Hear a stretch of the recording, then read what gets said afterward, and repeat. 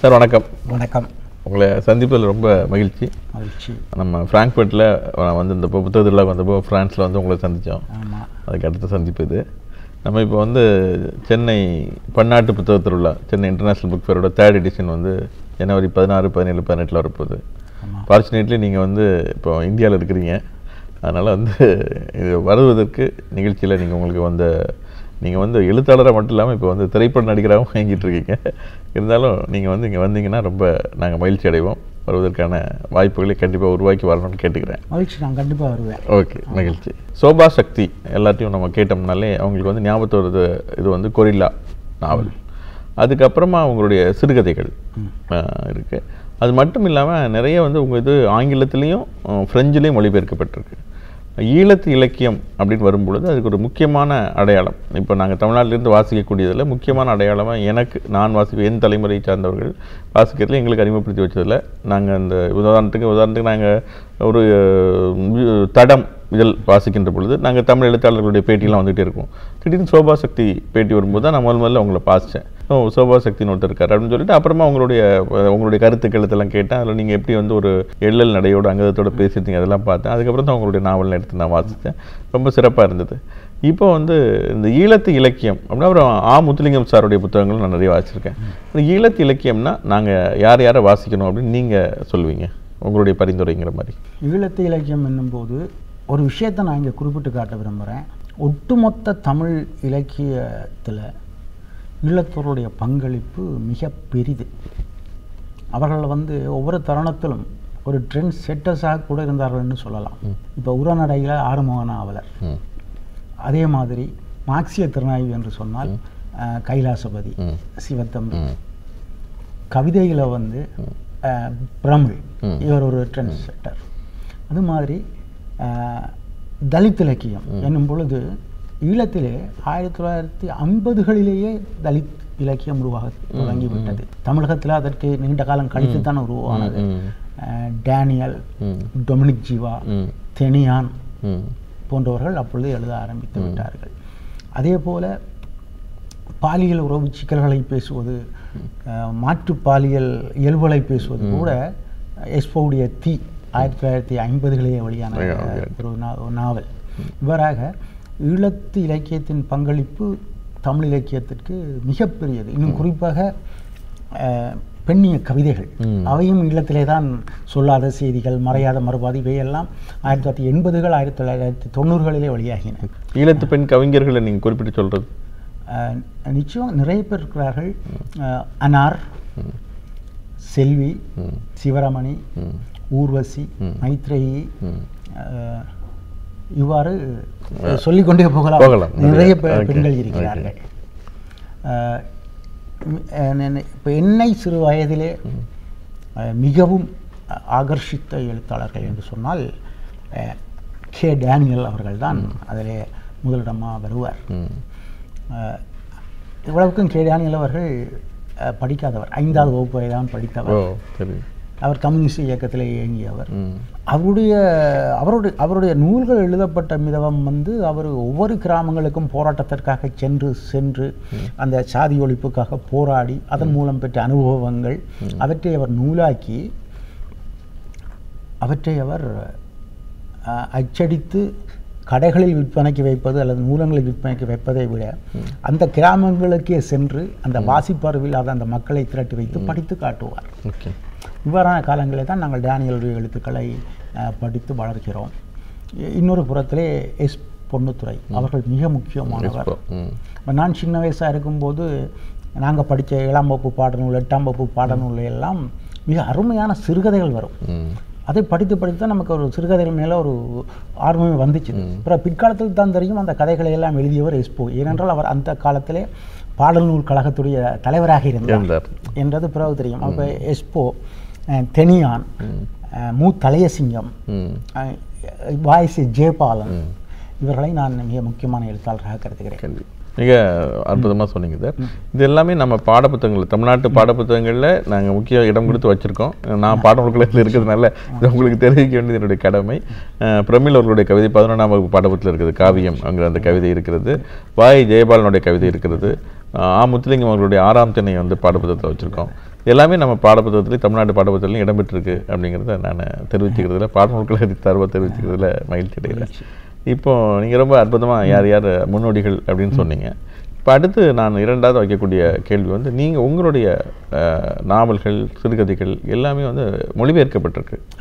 அந்த மொழிபெயர்ப்புகள் பற்றி நம்ம இலக்கிய முகவர்கள் அறிந்து கொள்வதற்கு என்னென்ன ஆங்கிலத்தில் மொழிபெயர்க்கப்பட்டிருக்கு, என்னென்ன பிரெஞ்சில் மொழிபெயர்க்கப்பட்டிருக்கு அப்படின்னு சொன்னீங்கன்னா அவங்க தெரிஞ்சுக்கோங்க. என்னுடைய 2 நாவல்கள் கொரில்லா மற்றும் இரண்டும் ஆங்கிலத்தில் கொரில்லா ட்ரைட்டர் என்ற தலைப்புகளிலே ஆங்கிலத்தில் மொழிபெயர்க்கப்பட்டு பென்குயின் இந்தியா வெளியிட்டிருக்கிறது. அப்புறம் என்னுடைய ஒரு சிறுகதை மொழிபெயர்ப்பாளர் வந்து என்னுடைய எல்லா ஆங்கில நூல்களுமே அனுஷா ராமசுவாமி என்கிற ஒரு ஈழத்தைச் சேர்ந்த ஒரு ப்ரொஃபஸர் தான் வெளியிட்டார். அவர் வந்து இப்போ அமெரிக்காவில் ப்ரொஃபஸராக இருக்கிறார், ஆங்கில பேராசிரியர். அதே இது எம்ஜிஆர் மெடல் ட்ரையல்ங்கிற ஒரு சிறுகதை தொகுப்பு வெளிவந்தது, இது ஆங்கிலத்தில்.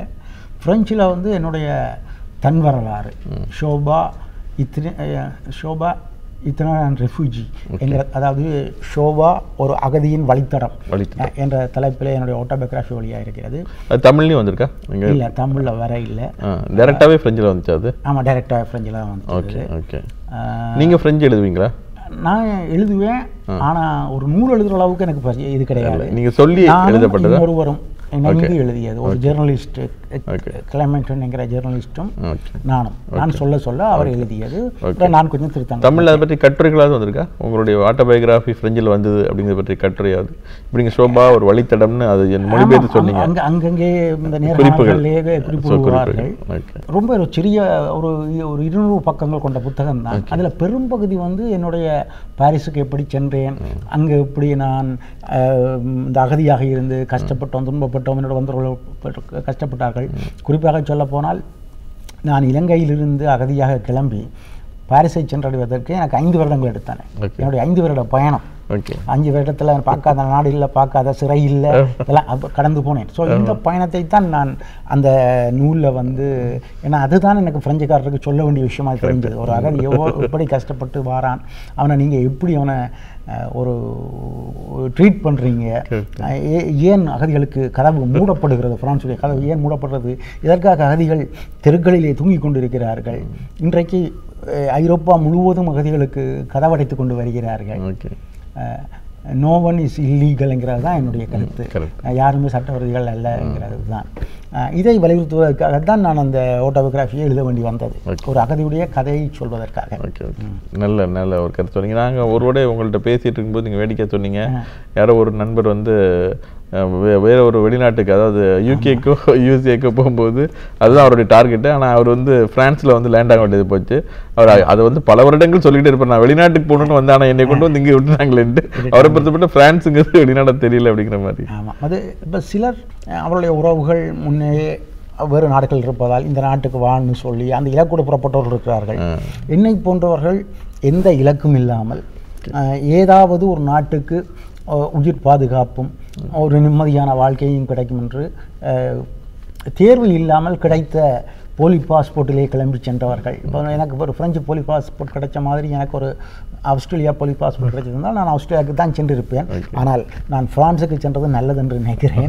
என் ஃப்ரான்ஸுக்கு சென்றதால் தான் என்னுடைய ஒரு கலைஞனாக எனக்கு நிறைய கதவுகள் திறந்தானே. இப்போ வந்து நீங்கள் தமிழ்நாட்டில் இருந்திருக்கீங்க. அப்போ தமிழ்நாட்டில் இருக்கும் பொழுது உங்களுக்கு பெரியாரியம், திராவிட இயக்கம், அது சார்ந்த நண்பர்கள், அவங்களாம் ஒரு பெரிய பரவலான பழக்கம் இருந்திருக்கும். அதை பற்றி கொஞ்சம் நினைவுன்னு சொல்ல முடியுமா? தமிழ்நாட்டு நினைவுகள் என்னுடைய மிகச்சிறு வயசிலிருந்தே ஆரம்பிக்கின்றன. நான் நேரடியாக அந்த காலத்தில் தமிழ்நாட்டுக்கு வராட்டி கூட இப்போ தமிழ்நாட்டு திரைப்படங்கள், தமிழ்நாட்டிலிருந்து வரக்கூடிய நாவல்கள், நூல்கள், இவைகள் தான் அதிக அளவிலே ஈழத்திலே கிடைக்கக்கூடியதாக இருந்தன. நான் என்னுடைய தமிழாசிரியனாக கலைஞர் மு. கருணாநிதி அவர்களைத்தான் ஒரு நூலிலே குறிப்பிட்டு அவருக்கு அந்த என்னுடைய நூல் ஒன்றை கண்டுவர் என்ற நூலை அவருக்கு சமர்ப்பித்திருப்பேன். இன்றைக்கு ஒரு 10 வருடங்களுக்கு முன்பாக. நாங்கள் சிறுவர்களாக இருந்த காலத்திலே எங்களுடைய கிராமங்களில் நடக்கக்கூடிய கோயில் திருவிழாக்களில் அல்லது திருமண வீடுகளிலே ஒலிபெருக்கிகளை கட்டி அங்கே மனோகரா திரைப்பட வசனங்கள், பராசக்தி திரைப்பட வசனங்களை ஒளிபரப்புவார்கள். இதை கேட்டே நாங்கள் தமிழை கேட்டவர்கள். அல்லது எம்ஜிஆர் திரைப்படங்களை பார்த்து எங்களுக்கு இந்த சமூக சீர்திருத்த கருத்துக்கள் அவர் இந்த திரைப்படங்களில் சொல்லக்கூடிய ஏழை பணக்காரன் வேறுபாடு கூடாது, அம்மாவை மதிக்க வேண்டும், ஜாதி கூடாது என்றதை நாங்கள் கேட்டு, சின்ன கிராமம் தானே, அதிலேயே வளர்ந்த நாங்கள். எங்களுக்கு அங்கே 10 வயசாக இருக்கும்போது எங்களுக்கு வள்ளுவர் கோட்டம், ராமவரம் தோட்டம்லாம் தெரியும். இதெல்லாம் படித்து தெரியும். ஸோ இதற்கு பின்னான காலங்களில் நூல்கள் வழியாகவும் எழுத்துக்கள் வழியாகவும் தமிழகத்தோடு மிக நெருங்கிய மானசீக உறவு எனக்கு இருந்தது. அதற்கு பின்பு நான் ஐரோப்பா சென்று விட்டு என்னுடைய 30வது வயதிலே பேராசிரியர் மார்க்ஸ் அவருடைய எழுத்துக்களை படித்து அதனால் கவரப்பெற்று அவரை பார்க்க வேண்டும் என்பதற்காக நான் முதல் தடவை தமிழகத்துக்கு வந்தேன். தமிழகத்துக்கு வந்து நேராக அவர் அப்பொழுது தங்கியிருந்த தஞ்சாவூருக்கு சென்று அவரது வீட்டு கதவை தட்டி அவரிடம் உரையாடினேன். ஒரு நாள் முழுவதும் உரையாடினேன். அன்றிலிருந்து என்னுடைய அரசியல் சிந்தனைகள், என்னுடைய இலக்கியம் குறித்த மதிப்பீடுகள், மார்க்ஸ் அவர்கள் அப்பொழுது நான் அவரை சந்திக்கும் பொழுது புதுமை பித்தன், மௌனியை பற்றியெல்லாம் மறுவாசிப்பு பண்ணி நூல்கள் எழுதியிருந்தார். மார்க்சியத்தின் பேரால் என்கிற ஒரு நூலை எழுதியிருந்தார். சோவியத் யூனியனில் இலக்கியத்தை கம்யூனிஸ்ட் கட்சி எப்படி எதிர்கொண்டது என்பதை பற்றி எழுதியிருந்தார். இவற்றையெல்லாம் படித்து நான் அவரை சந்தித்தேன். அவர் எனக்கு அதுவரை எனக்கு தமிழகத்தில் எந்த இலக்கிய நண்பர்களும் நேரடி அறிமுகம் கிடையாது. எனக்கு கிடையாது. ஒரு கடித தொடர்பு கூட கிடையாது. இது வந்து எந்த வருஷம்? 1998 30வது வயதில். அவர் எனக்கு நிறைய நண்பர்களை தமிழகம் முழுவதும் அவருக்கு நண்பர்களை எனக்கு அறிமுகப்படுத்தினார்.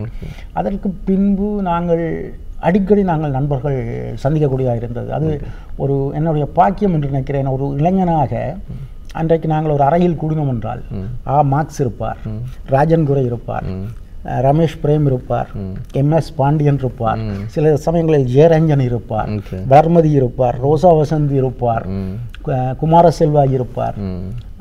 இவ்வாறான ஒரு எல்லாம் இரவிரவாக இலக்கிய உரையாடல்கள், அரசு உரையாடல்கள் நடந்து கொண்டே இருக்கும். இதை கேட்டாலே ஒரு தெளிவு வந்துடும், நம்ம உரையாடலில் பங்கு கொள்ளாட்டேன். ஸோ அப்படியான ஒரு சூழல் எனக்கு வாய்த்தது அந்த காலகட்டங்களிலே. அந்த உறவுகள் இப்பொழுது வரை நீடித்து கொண்டு தான் இருக்கிறது. இப்பொழுது வரை அவர்கள் எல்லோருடனும் எனக்கு உறவும் தொடர்ச்சியான உரையாடல்களும் என்னோடு தான் இருக்கின்றன. இவ்வாறு தமிழகம் முழுவதும் இருக்கக்கூடிய சொல்ல போகிறவன் தமிழகத்தில் கூடிய எல்லா இலக்கியவாதிகளும் எனக்கு பழக்கம். அது கண்டிப்பாக நீங்கள் கூட சொல்லியிருந்தீங்க. ஒரு முறை நான் உங்களோட பேசும்போது கூட ஒரு கவிப்பேரரசு வைரமுத்து அவர்கள் பற்றி ஏதோ ஒரு வரி பசியை பற்றி ஏதோ ஒன்று எழுதியிருக்கார். அது எனக்கு சரியா நினைவில் வரவில்லை. எனக்கு மறக்காது, எப்பயும் ஞாபகம் இருக்கிறது. அது என்ன வரைன்னு சொன்னால், அவரிடம் ஒரு நேர்காணலில் கேட்கிறார்கள், நீங்கள் பெற்ற செல்வங்களிலெல்லாம் மிகப்பெரிய செல்வம் எது என்று. அதற்கு அவர் பதில் சொல்கிறார், நான் பெற்ற செல்வங்களில் மிகப்பெரிய செல்வம் இளமையில் விட்ட வறுமை என்று. ஏனென்றால் நானும் ஒரு மிக வறுமையான பின்னணியில் ஒரு மிக பின்தங்கிய ஒரு கிராமத்தில் தீவில் இருந்து வந்தவன். தீவென்ற இலங்கையை சொல்லல, இலங்கைக்குள்ள சில தீவுகள் இருக்கு. அதில் அதாவது நான் பார்க்கும் பொழுது தரைவழி போக்குவரத்து இல்லாமல் போட்டில் போகிற ஒரு ஊர் அது. அங்கெல்லாம் ஸ்கூல் இருந்தாலும் டீச்சர்ஸ் வர மாட்டாங்க, அங்கே போகிற கஷ்டம். அப்படியான ஒரு மின்சாரம் இல்லாத கிராமத்தில் பிறந்து வந்தவன். அதால் அந்த வரி என்னை ஈர்த்தது. உங்களுக்கு அது மாதிரி வாழ்க்கையோடு நெருக்கமாக எழுதக்கூடிய எழுத்தாளர்களே ரொம்ப கவர்ந்த மாதிரி என்னோட ஒரு உரையாடல் நீங்கள் சொல்லியிருந்த ஞாபகம் எனக்கு ரொம்ப.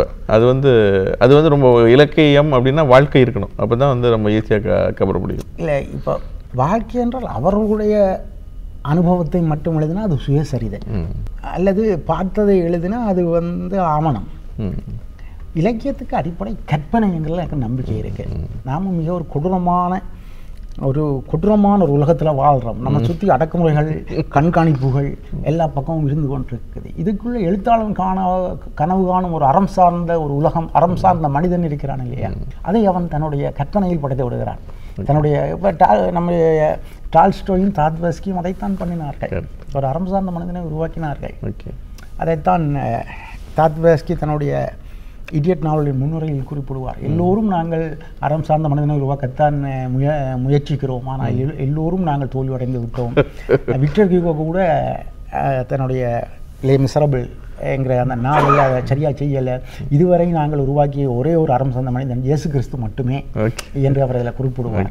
ஆகவே நம்முடைய அறம் சார்ந்த கனவுகளை இப்போ உதாரணமாக நான் டேனியலை சொன்னேன். டேனியல் அவர்கள் ஈழத்தில் உள்ள சாதி அடுக்களில் மிக மிக கீழே உள்ள ஒரு சாதியில் பிறந்தவர். அவர் மிக சாதிய ரீதியாகவும் பொருளாதார மிக கொடுமைகளை அனுபவித்தவர்.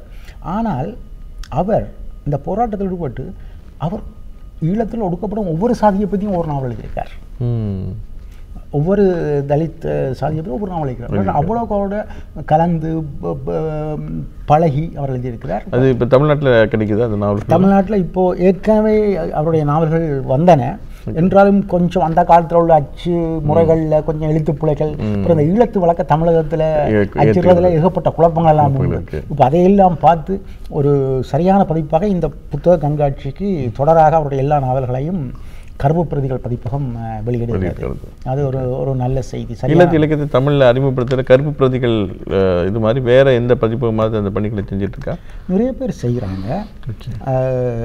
இப்போ காலச்சூடு நிறைய நம்முடைய கவிஞர் சேரன், அன்னார், ரஷ்மி போன்றவருடைய, முத்துலிங்கம் போன்றவர்கள் நிறைய வெளியிடுறாங்க கருப்பு பிரதிகள்.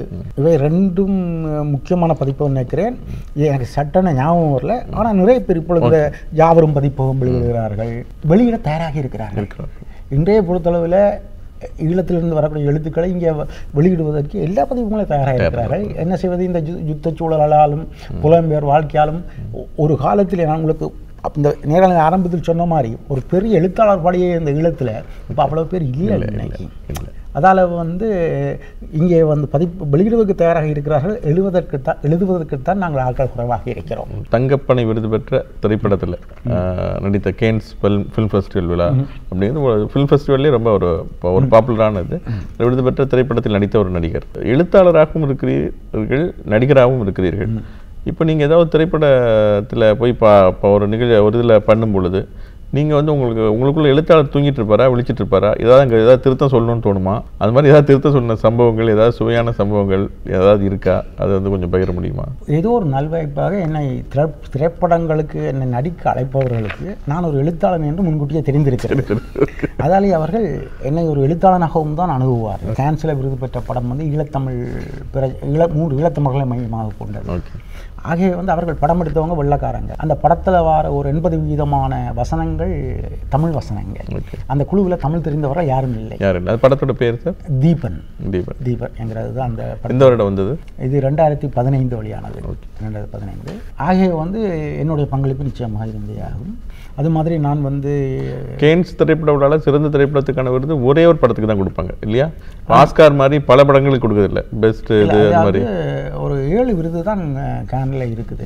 சிறந்த திரைப்படம், சிறந்த இயக்குனர், சிறந்த திரைக்கதை ஆசிரியர், ஒளிப்பதிவுக்கு கூட கிடையாது. ஒரு 7 விருது தான் இருக்கு. அது ஒரு படத்துக்கு ஒன்று தான் கொடுப்பாங்க. பெரும்பாலும் நான் நடிக்கக்கூடிய எல்லா படங்களிலும் அல்லது இப்பொழுது நான் ஆங்கில நாடகங்கள் நடித்து கொண்டிருக்கிறேன். கவுண்டிங் அண்ட் கிராக்கிங் ஒரு நாடகம் ஒரு 6 வருஷமாக நடிச்சிருக்கிறேன். ஒரு 3.5 மணி நேரம் நாடகம். அதிலே ஒரு முதன்மை பாத்திரத்தில் நடிக்கிறேன். இப்போ இந்த வருஷமும் பிராட்வேல நடத்தினோம், 1 மாதம் நடத்தினோம் நியூயார்க்கில். அதுவும் நம்முடைய இலங்கை பிரச்சனையை பற்றி பேசக்கூடியது தான். அந்த குழுவிலும் நான் ஒரு ஆள் தான் கொஞ்சம் ஈழத்தமிழ் தெரிந்தவன், எழுத வாசிக்க தெரிந்தவன். ஆகவே என்னுடைய பங்களிப்பு நான் கலந்து கொள்கிற எல்லா படங்களிலும் நான் தலையிடுவது என்பதை விட அவர்களே கேட்பார்கள். ஒரு எழுத்தாளன் பக்கத்தில் இருக்கும் பொழுது இப்போல்லாம் சினிமா எடுக்கிற முறையே வேறு தானே. அந்த எல்லாமே நிறைய அன்றைக்கு அந்தந்த இடத்துல யோசித்து காட்சிகளை மாற்றுவது இருக்கும் பொழுது நான் ஒரு எழுத்தாளனாக இருப்பதால் இயக்குநர்களுக்கும் கொஞ்சம் வசதியாகிடும். எனக்கு நீங்கள் ஒரு இலங்கையில் தமிழ் சூழலில் நடக்கக்கூடிய ஒரு கதையில் அதில் எல்லாத்தையும் அவங்க இலங்கையின் உடனே அவங்க நெட்டை பார்த்துட்டு ஸ்ரீலங்கன் மொழியில் எழுதி வச்சதா, சிங்கள மொழியில் எழுதி வச்சதா ஒரு திருத்தம் சொன்னதா ஒரு ஞாபகம் இருக்குது. ஆமாம், அது கண்டிப்பாக நம்ம செய்ய வேண்டியிருக்குது. ஏன்னா அதில் நான் 2 அனுபவம் சொல்லலாம் அந்த படத்தில். எனக்கு அந்த படத்துடைய பேர் பிரைவேட் வார்ங்கிற ஒரு அமெரிக்க படம். அது நான் ஒரு இலங்கை புலிகளின் அரசியல் துறை பொறுப்பாளர் சுப தமிழ்ச்செல்வனின் பாத்திரத்தை ஏற்று நடித்திருந்தேன்.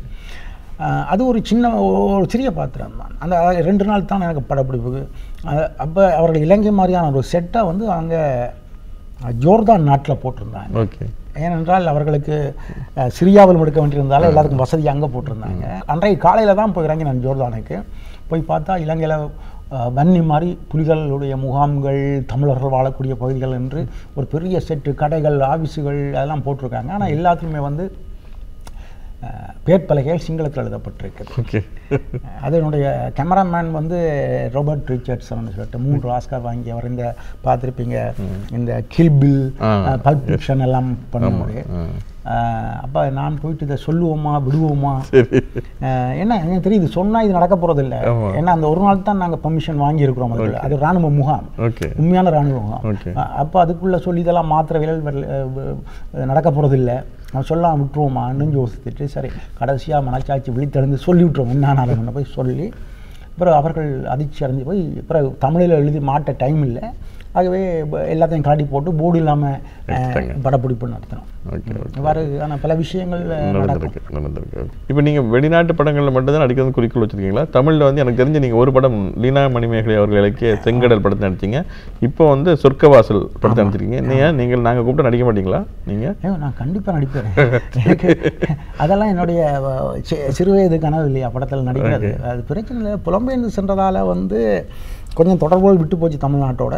செங்கடல் என்பது வந்து நான் அது நடிகன்னு சொல்ல முடியாது. அது நான் கதை எழுதினேன், திரைக்கதை எழுதினேன், வசனம் எழுதினேன். அதால் ஒரு பாத்திரத்துக்கு நான் நடிக்க வேண்டியிருந்தது. அவ்வளவுதான் செங்கடல் படத்தை பொறுத்தளவில். மற்றபடிக்கு நான் கூப்பிட்டா நான் நடிக்க மாட்டேன்னு இல்லை. ஆனால் ஒரே ஒரு விஷயத்தில் நான் கவனமாக இருப்பேன். எனக்கு வந்து என்னுடைய அறம், என்னுடைய அறம் சார்ந்த கருத்தில் எனக்கு மிக முக்கியமானது ஒரு ஜாதியை கொண்டாடும் படம் அல்லது பெண்களை இழிவு செய்யும் படம், இவ்வாறான படங்கள் உங்களுக்கு தெரியும். நிறைய படங்கள் பாரதில் 90-90 வருது கொண்டிருக்குது.